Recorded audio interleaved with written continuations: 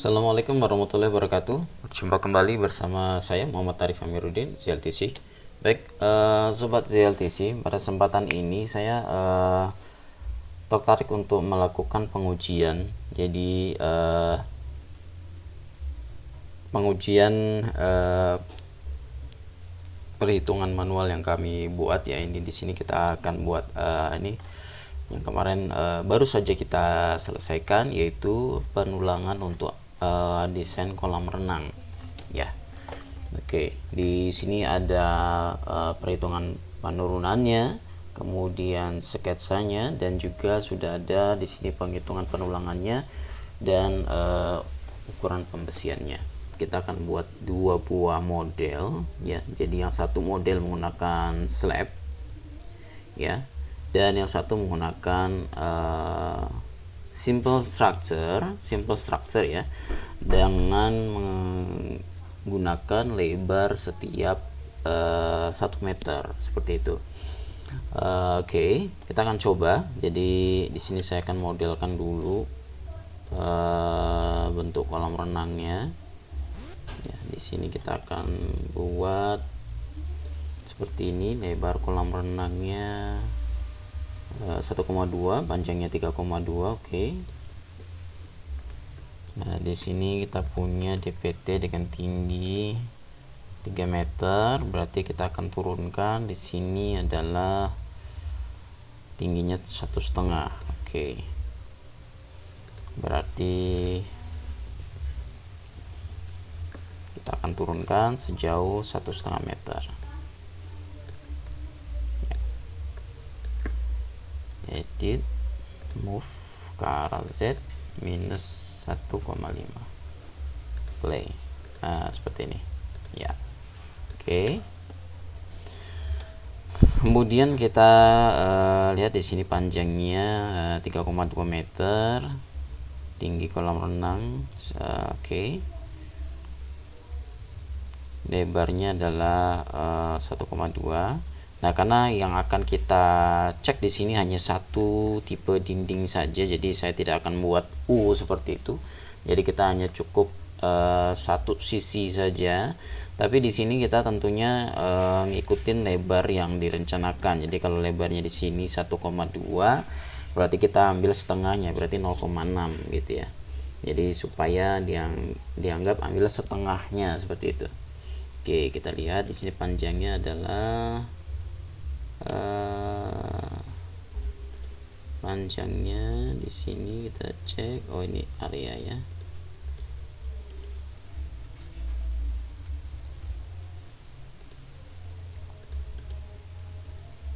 Oke, 2 meter ya.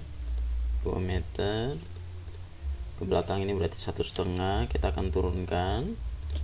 Jadi 1,5 dikurangi dengan 0,6. Jadi kita akan move sejauh 0,9.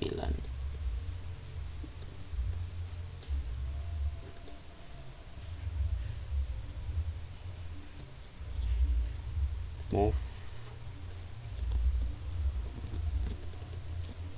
min 0,9. Oke.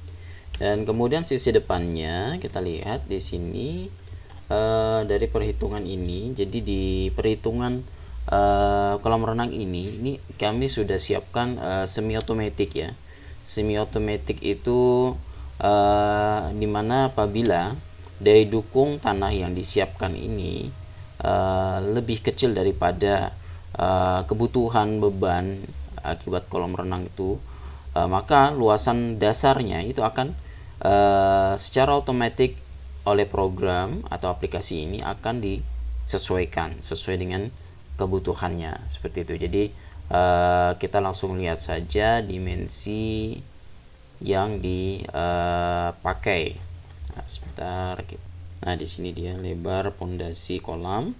Ini di adjust lagi oleh aplikasi, dimana kita ditambahkan sayap begitu ya. Jadi tujuan sayap ini untuk menambah keseimbangan dari pondasi atau struktur kolam renang. Jadi dia tadi cuma 1,2.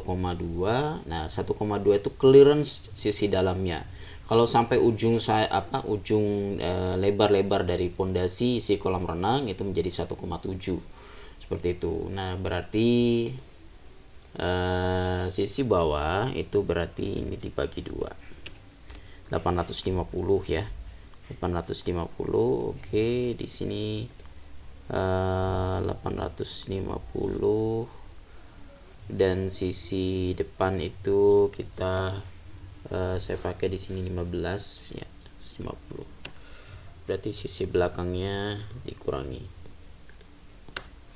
700 ya.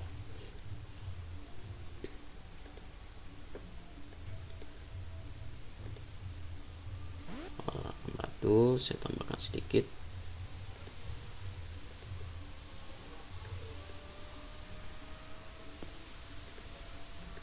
Kemudian di sini kita ukur 0,5.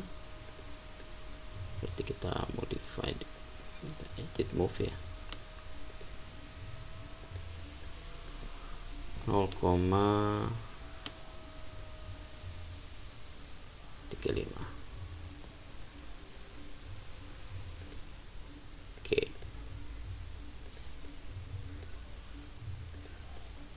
Ya, seperti ini. Diperhitungkan adalah tekanan tanah saat kondisi air kosong. Jadi benar-benar kondisi yang paling besar begitu, karena tekanan air dari dalam kolam itu akan melawan tekanan tanah dari luar, sehingga itu justru malah akan mengurangi kondisi kritikal terhadap struktur yang dianalisis gitu ya. Jadi kita dengan persiapkan kondisi terburuk di mana tidak ada air di dalam kolam dan hanya menerima tekanan tanah saja begitu. Oke. Dan berapa nilai besaran tekanan tanahnya?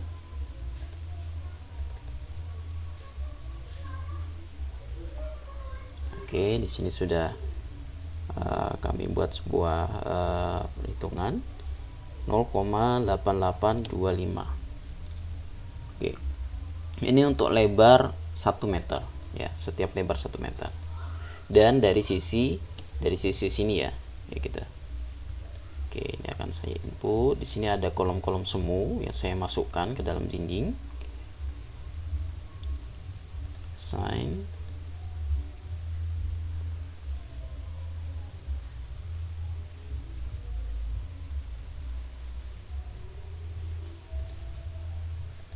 Soil global Y replace ya, 0 satuannya adalah tadi 0,88 2523. Oke, ke arah Y positif ya. Oke, nah ini terbalik.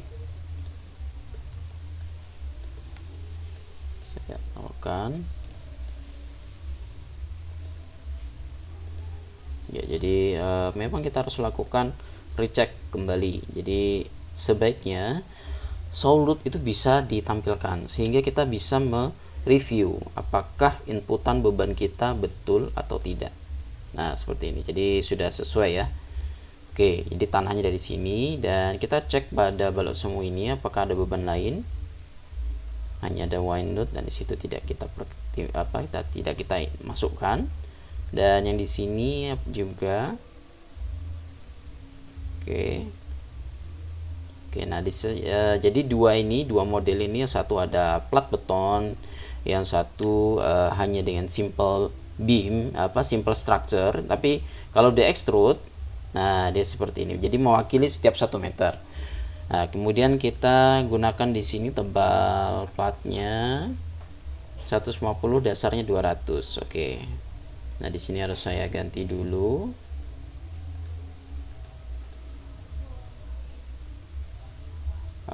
Frame. Oke, ini tebalnya atas ini 150. Dan yang bawah tebalnya adalah 200. Oke, dan di sini kolom semu juga yang ada di dalam plat-plat beton itu akan saya ganti. Oh, di sini sudah 15 ya. Berarti sudah aman.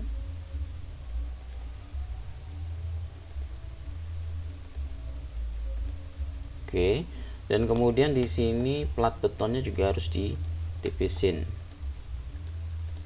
Ini namanya adalah RW1. Oke.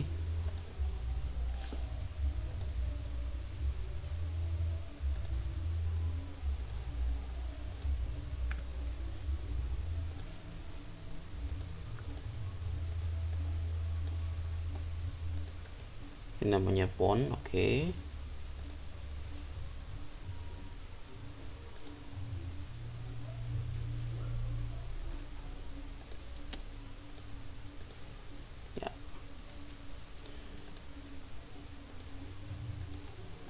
Ini akan saya divide sesuai dengan titik-titik kolom semua ya, jadi lebih yakin pola distribusinya sesuai dengan titik yang sudah kita siapkan.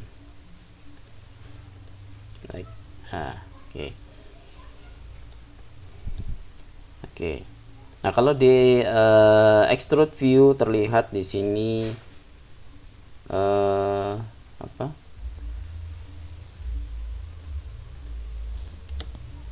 kotak-kotak itu auto meshing ya. Nah, cuman di sini terlihat ada sesuatu yang janggal menurut saya.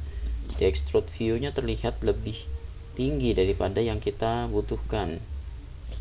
Mungkin di sini sebaiknya akan saya delete saja karena saya khawatir dia tidak sesuai dengan yang kita inginkan. Oke, akan saya masukkan lagi.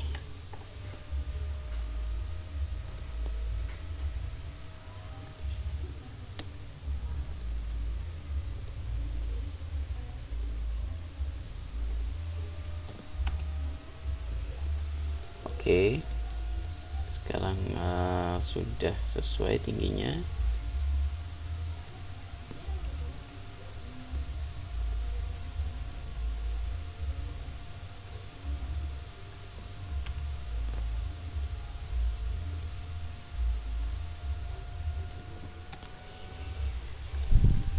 Baik, kemudian saya akan tentukan auto meshing.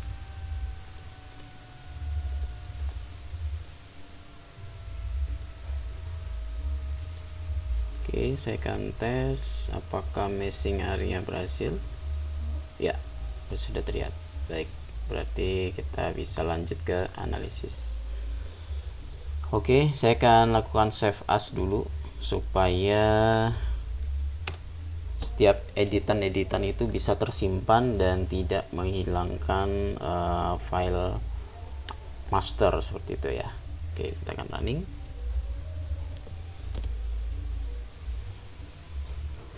Baik. Nah, sekarang bisa terlihat di sini bentuk deformasinya. Kita cek apakah ada ill condition. Oke, tidak ada ill condition ya, berarti bisa lanjut ke pembacaan hasil output.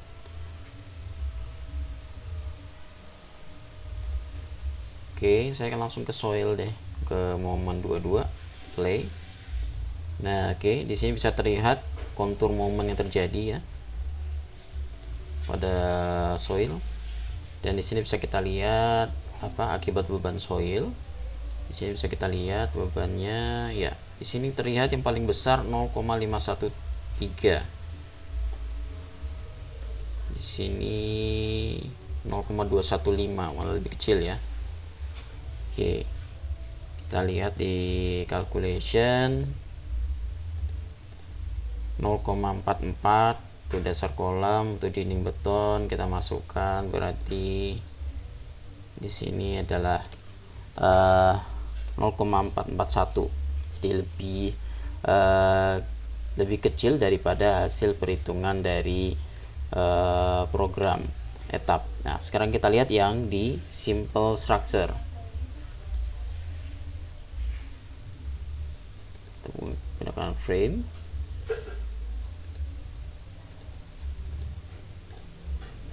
Oke, nah di sini bisa kita lihat. Oke, jadi arahnya sudah betul. Kita lihat sekarang, klik kanan, di sini momennya. Dan dengan simple structure kita memperoleh momen output akibat beban soil itu sebesar 0,33. gitu, 0,33 di simple structure yang kita buat dengan bentuk seperti ini ya, lebih kecil daripada yang menggunakan plat beton ya. Tapi dua permodelan ini tidak terpaut terlalu jauh, yang satu 0,33, yang satu 0,5 gitu ya, jadi tidak terlalu jauh. Dan yang di Excel yang saya buat adalah 0,441 ya, seperti itu. Jadi hasil analisa menggunakan aplikasi Excel buatan kami tidak mengeluarkan output moment yang terlalu jauh dan bisa dipergunakan untuk proses selanjutnya. Nah, kalau misalnya kita mau gunakan di sini dari hasil pemodelan, saya mau pakai yang hasil output dengan plat beton ini aja gitu ya. Misalnya kita kembali shell seperti ini. Nah, kita mau pakai hasil output ini gitu ya, boleh. Jadi kita tinggal pilih mana yang maksimum. Di sini misalnya 0,5145. Oke, nah di sini kita klik aja. Di sini menggunakan yang maksimum di sini ya, untuk dinding beton. Kita tinggal ganti di sini 0,545 misalnya. Ya, sorry, ini satuannya kilogram meter. Kita harus ganti dulu.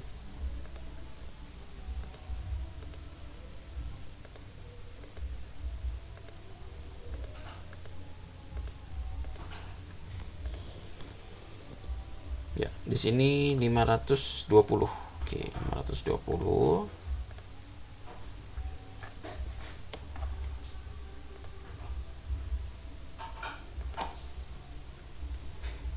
Ya, misalnya di sini ya 520. Oke. Maka di sini dia akan langsung menyesuaikan.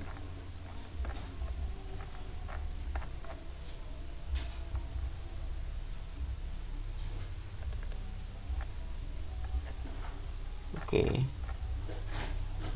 Oh ya, untuk dinding dari sini ya 420. Oke. Maka di sini bisa terlihat ya, langsung menyesuaikan. Dan hasil output penulangannya tetap menggunakan D10 jarak 150 rupanya, karena dari hasil perhitungan ini dia akan memilih apakah digunakan row minimum atau row perlu, seperti itu. Kalau di sini perhitungannya row perlu adalah 0,00113, sementara row minimumnya 0,002. Jadi pasti yang digunakan adalah hasil dari row minimum, karena tidak boleh lebih kecil daripada yang disyaratkan, seperti itu ya. Baik.